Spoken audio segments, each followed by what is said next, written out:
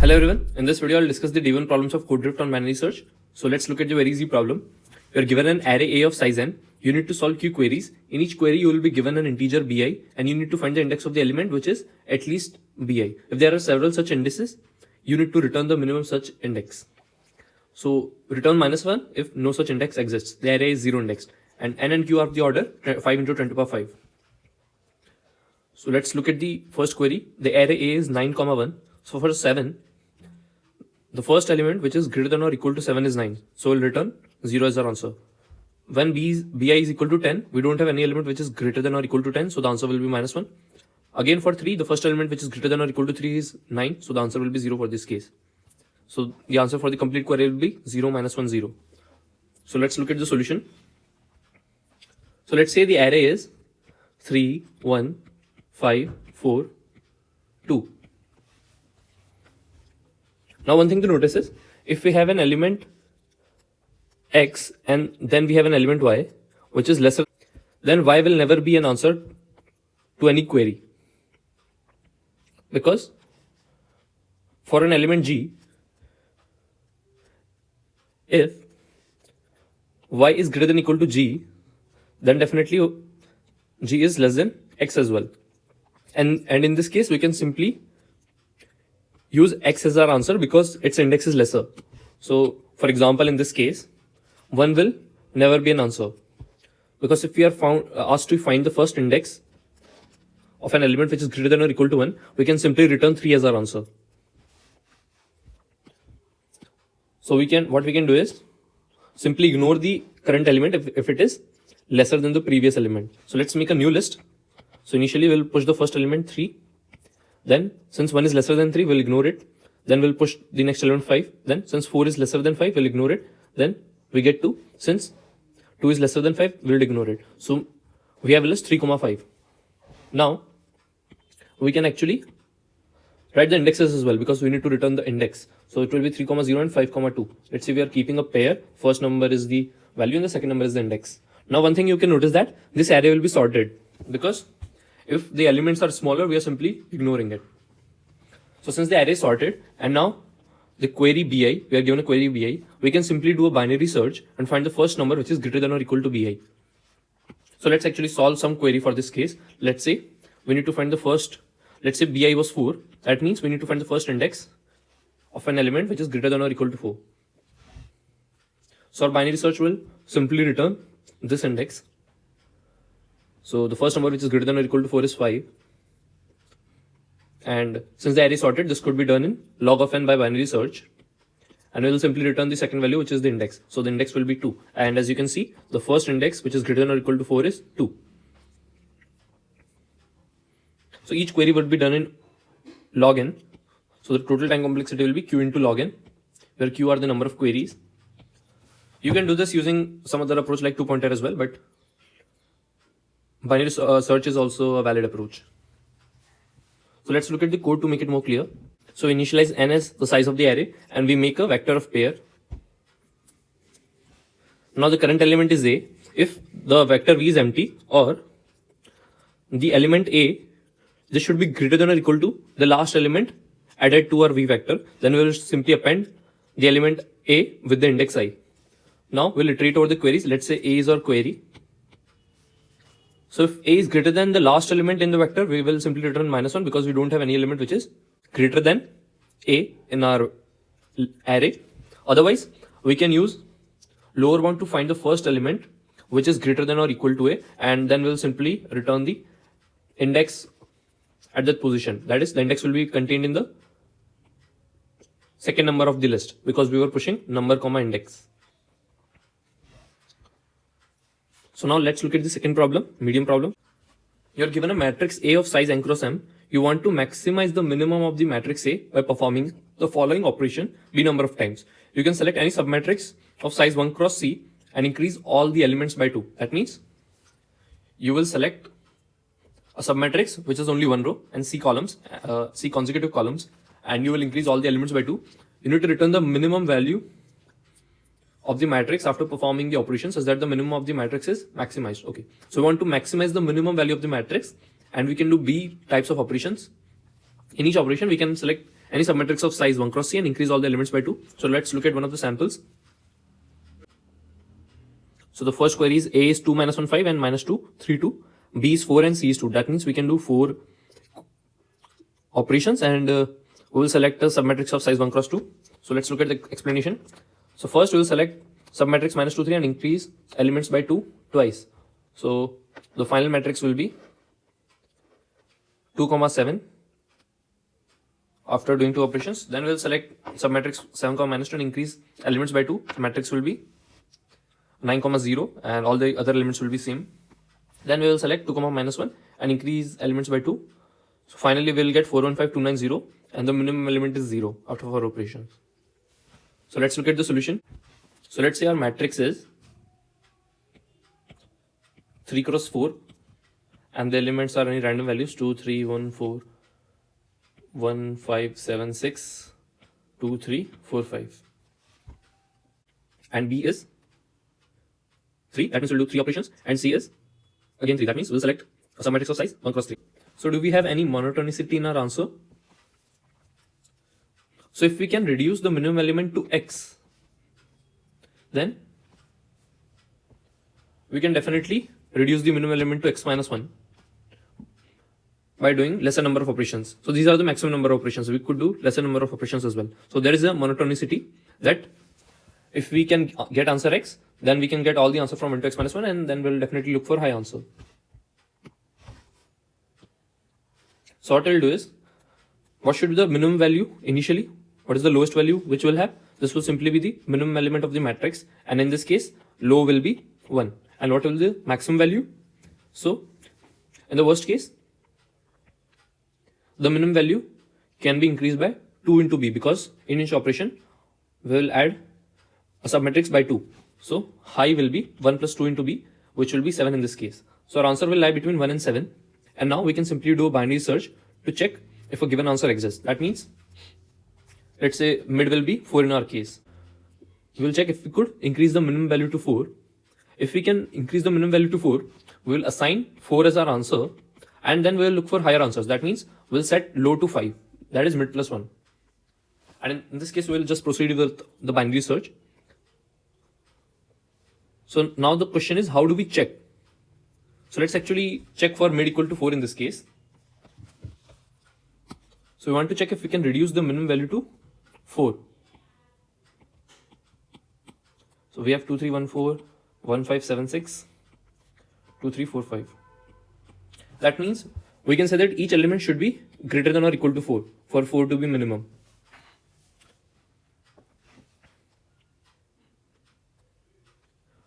So we could find the difference, that what should be added to each element so that the minimum value will be 4.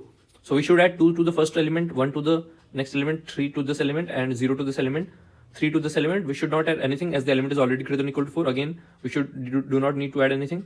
And then again, we do not need to add anything. Then we'll need to add 2 here, then 1 here. Then we do not need to add anything here. And again, we do not need to add anything here. Now notice that in each operation we will increment the value by 2. So what we will do is we will take the seal of the values obtained. And now our operation will be reduced, that we are just adding 1 to a submatrix of size 1 cross C. So we can change this matrix to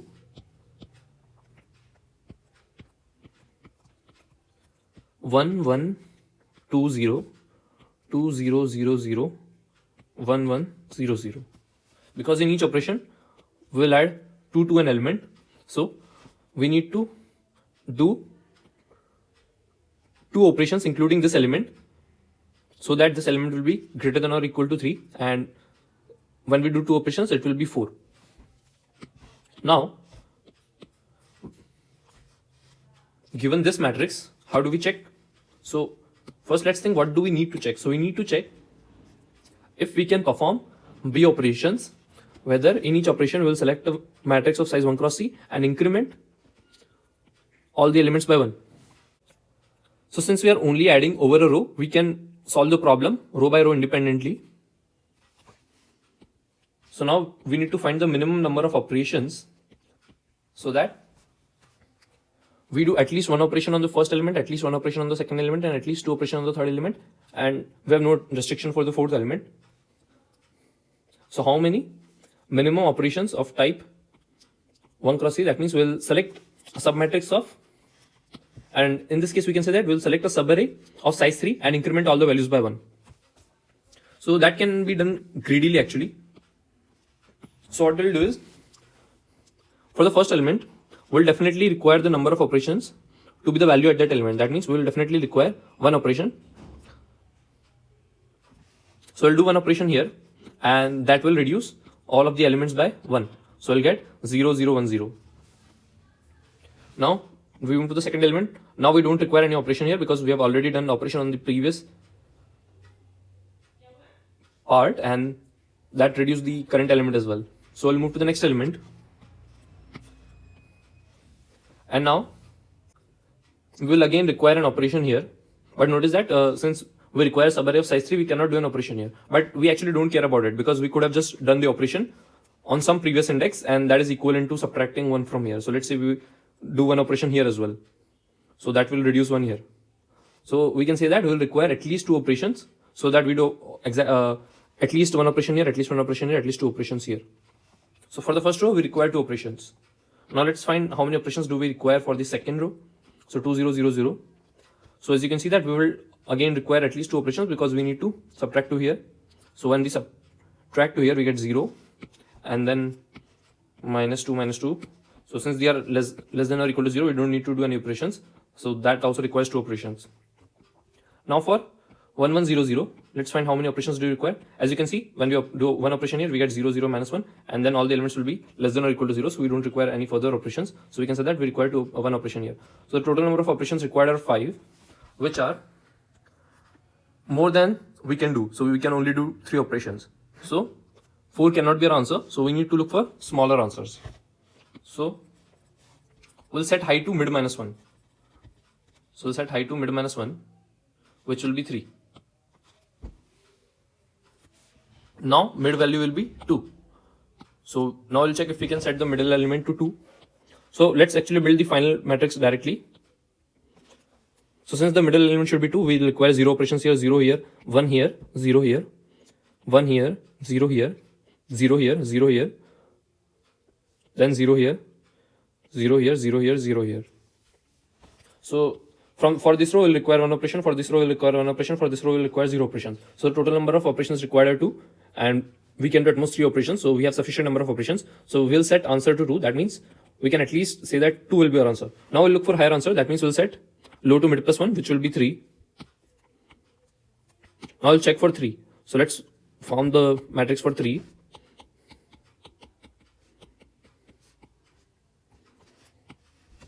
For mid equal to 3, we'll require one operation here, 0 operations here, then 3 minus 1. That means we need to add 2 here, so that can be done in a single operation. Again, we'll require 0 operations here, then we'll require one operation here, then 0, 0, 0. Then we'll require one operation here, then 0, 0, 0. So again, since we can select a matrix of size 1 cross 3, that means we'll again solve the problem row by row independently, and that means we'll need to select a subarray of size 3. So for that, this can be done in one operation, this can be done in one operation, this can again be done in one operation. So we will require 3 operations, and we have sufficient number of operations. So now we'll set answer to 3. And now again we'll look for higher answers. That means we'll set low to mid plus 1, which will set low to 4, and now we'll stop our binary search since low is greater than high. So the minimum value, which can be the minimum value of any element, will be 3 now. So as you can see that this could be achieved by, so we'll select this and then do an operation. That means we'll add 2 to each element, so we'll get 4, 5, 3, and this will remain 4. Again, we can select this and then do one operation, so this will give us 3, 7, 9, 6. Again, we'll select this and do one operation, so we'll get 4, 5, 6, 5. As you can see, the minimum element is 3 here. So this is the maximum value of the minimum element which we can get. But now what will be the time complexity of this approach? So as you can see, we'll require log of b for binary search, because we'll do binary search from low equal to the minimum value to high equal to minimum plus 2b. So that means we'll require log of high minus low binary searches, which will be of the order log b. Now, what will the time complexity for each binary search? So we'll iterate over each row independently. So let's say we have n rows. Now we have an array and we need to find the minimum number of operations. And we are doing that greedily. So we'll check the first element. If it is greater than or equal to 0, we'll just subtract the given value from the consecutive C elements. If we reach a stage where we don't have sufficient C elements, then we'll just reduce the given value till the end of the array, because we could have started the operation from, let's say, some position which reaches the end of the array. So for each element, we will iterate over the next C elements and then subtract the given value from the C elements. So that will be m into C. So the time complexity is log b into n into m into C. So can we reduce that? Do we need to iterate over the next consecutive C elements? Well, it turns out we don't. We can use a popular technique of adding some number and subtracting some number. So notice that we are subtracting a fixed number in a range. So what we can do is, let's say we are subtracting 2. So we'll subtract 2 here. And let's say if C was 3. So we need to subtract 2, 2, 2 in these 3 elements. So what we'll do is, instead of subtracting 2 here, we'll just add 2 to the next position. And then we will keep a counter which is diff, and that tells us what value should be subtracted from each element. So after we move from the first position, we'll add -2 to diff. And this will just simply reduce -2 to each of the 3 elements. And when we reach here, we'll add +2 to diff. So diff will now be 0. That means we don't need to subtract any more elements. Let's actually do this query on some array to make it more clear. So let's say the array was 3, 2, 4, 1,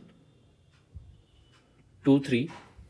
So we'll maintain a variable diff that tells us what value should be subtracted. Initially it is 0. And now we are again keeping an array which is initially all 0 to tell us how the value diff should be updated. So when we are at the first element, we know that 3 should be subtracted from the next 3 elements. So we'll set this element to 0. That means we have done an operation. And we'll set diff to -3. That means we need to subtract -3 to all the elements afterwards. But we know that we don't have to subtract -3 from here. So what we'll do is, we'll make this temp array update this value to +3. And at each position, we will update diff value by adding the corresponding elements. So after we reach this position, diff will again be updated to 0, since we have 3 at this position. So now we'll move to the next position. We'll update diff as diff +0. So diff will stay 0. Now we'll update this value as 2 minus diff. So this will be -1. So since this is less than or equal to 0, we don't need to do an operation here. Now we'll move to next element. Again, we'll update diff as -3 plus 0. So diff will stay -3. And we'll update this element as 4 minus 3. So this will be 1 now. But since it is greater than or equal to 0, we need to do some operation. And we know that we need exactly one operation. For the next 3 elements, we'll subtract 1. So for doing that, we'll set this to 0. And we'll subtract 1 from diff. That is, diff will be updated to -4. And again, we'll update this element as +1. So that after we are done subtracting 1 from this element, we need to stop and add 1 to the diff value. So now we move to the next position. So now we'll update diff as -4 plus 3, which will set diff as -1.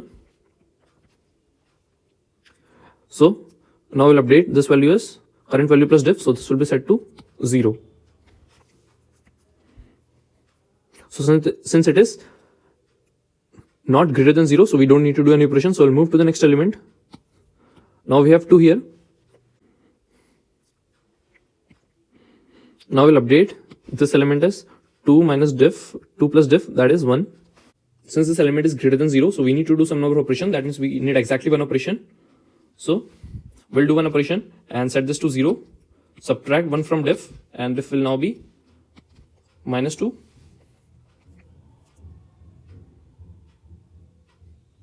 Then we'll move to the next position. We update diff as diff plus 1 because we have 1 here. So diff is now minus 1. Now we'll subtract 1 from 3 as diff is minus 1. So this will be 2. And from here we can say that we'll require 2 operations for this. So we'll do 2 operations and all the elements are less than or equal to 0 now. So in this way, you could reduce range addition or subtraction by making a new array and doing point addition and subtraction. So now our time complexity will be log b into n into m. So let's look at the code to make it more clear. We'll set low as the minimum value of aij over all aij, and we'll set high as low plus 2 into b because that's the maximum value which we can have. We'll initialize answer as low because the minimum value initially will definitely be one of the potential answer. Then we'll check if mid can be our answer, where mid is high plus low by 2. If mid can be our answer, we'll set high to mid, and then we'll look for higher answers. That means we'll set low as mid plus 1. Otherwise, we'll set high as mid minus 1 and look for smaller answers. Now the only part left is how to check, which was the important part, that how do we check if a given value can be the minimum of the matrix. So we'll iterate row by row, and less is the array, which tells us the required number of operations at a given position. So we'll only require an operation if the current value is less than well, otherwise we will not require any row operation. And we'll set the number of operations less j required to this position is ceil of well minus aj. That means if well minus aj is 4, then we'll require 2 operations because we are adding 2 in each operation. If it is 3, then again we'll require 2 operations because we need at least plus 3 there. If it is 1, then we'll only require 1 operation. So diff is the value which tells us that what should be added to the current value or what should be subtracted. Temp is the array which helps us update the diff array, and we initialize temp as 0. Temp, then we will iterate over the columns. We'll update diff plus equal to temp of I, and we will add diff to less of I. If it is still positive, that means we will again require some number of operations, and we know that the number of operations required will be exactly equal to less I. So we'll subtract less I from the available operations. If the end of the range, that is I plus C, is still inside the array less than m, then we'll set temp I plus subsize as less of I. That means we will add less of I after doing operations from I to I plus C minus 1. We set diff minus equal to less of I because we have subtracted less of I from I to I plus C minus 1. And if operations become negative at any stage, we'll return false. Otherwise, we'll return true. So I hope the code was clear to you. Thank you for watching this video.